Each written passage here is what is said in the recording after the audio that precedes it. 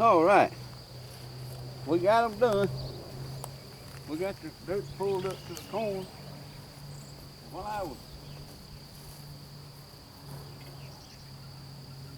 while I was working down through there pulling that dirt up to the corn, it come to me. I know probably everybody watching this video has used a rake one time or the other, but I just want to let you know a little technique that I found that's easier. It's so much easier to me if when you pull the dirt up to the corn or anything, get about middle ways that road. Middle ways that middle there, and pull it up like that. And don't let the brake do the work for you. See, just pull it up like this. So easy, so easy. Let the brake work for you instead of you working for the rake. And you got good fluffy soil. I don't know about you again, but I like that rear tire tiller. I've tried. I got a tractor and everything. I break it up and everything. And last few years I've been using it to cultivate. I use the hippers to pull the dirt up to the corn, or use the hippers to pull the dirt up to all my plants. And then one year I said, well, I'll just make me some roads, because I seen on YouTube or somewhere about how you could you can lay down plastic, in other words. Make you a big tall road, then lay your plastic down, then cut holes in it, let your plants out, and all that. Well, it might work for some people, but it didn't work for me. Lord have mercy. Once I got it all fixed up, my road, fertilized it and everything, throughout the year, especially tomatoes, they want some fertilizer. They want something to eat just about every week. And it was hard for me to get anything out of that plastic to feed them. I went and bought some plant spikes and cut little holes and pushed them in the ground, but that seemed didn't work. They just didn't have enough to eat. And my plants was not pretty. I could see the tomatoes through the plants, and the sun more or less dried them. And they'd have spots on them. And stuff like that happens. Your wife kind of frowns on you when you bring fruit in the house for her to put up, and they look rough. And so I decided one day, I said, I'm gonna rip that plastic up. I'm tired of fooling with it. It was just a headache. Grass was coming up. The holes that I made for my plants, grass was coming up around that. It just smothered them out. You pull the grass up, you pull the plant up. Daddy's always told me, anything don't come easy, don't fool with it. Well, I went back to the basics this year.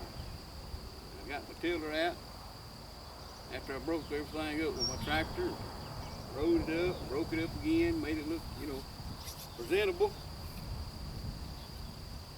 Then I made me some rows, and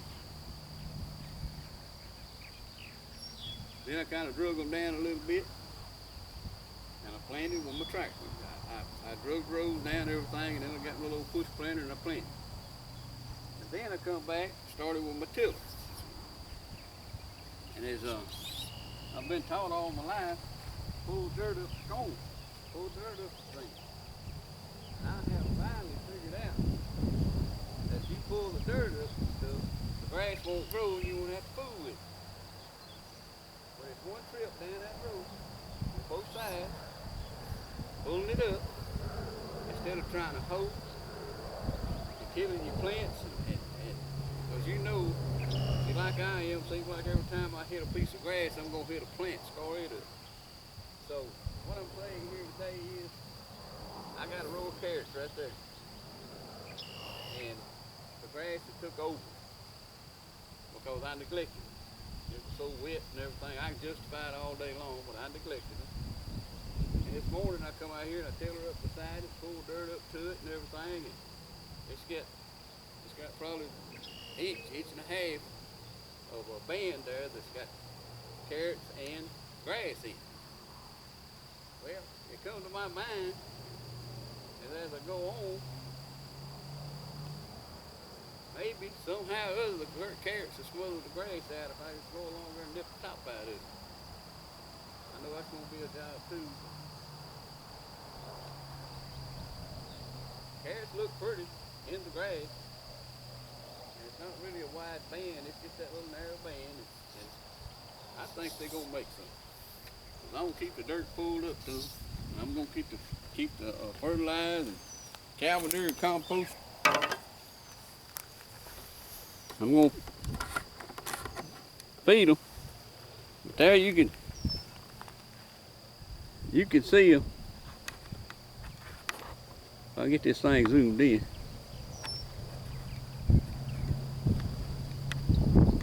I know it don't look real pretty, but I'm going to keep you posted on these carrots. We're going to see what happens and how they work out, because if the Lord's willing, I'm going to try not to never have carrots look like that again.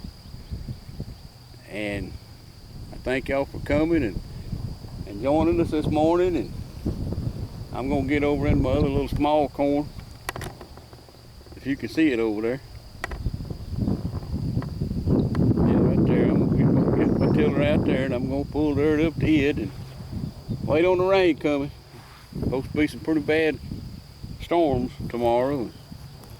I know that's bad for Mother's Day, but I want to wish all y'all, all mothers, a happy Mother's Day, no matter who y'all are. I just want to thank you for doing what God allows us to do, is to bring children into this world. And Lord, I know if we look to Him, they all will be took care of. You know, when I started making this Poppa in the garden, I said I'm going to touch just a little bit on God here and there. Well, it's hard for me to do that, because everywhere I look, there's God. Everywhere He makes the seeds come up, He makes the plants grow, and He gives water when needed. And if He don't give you water when you think it's needed, you can give it. We're able to supply our needs, in other words. We're able. If we would just stop, wait, look, and listen at what He wants us to do. Now, I'm not going to get in a sermon this morning. I'm going to stay on the garden. But I'm going to live in Him. Anyhow, as we go further through this saga, I like to call it, I pray that I learned something and you can also. I'll get back with you.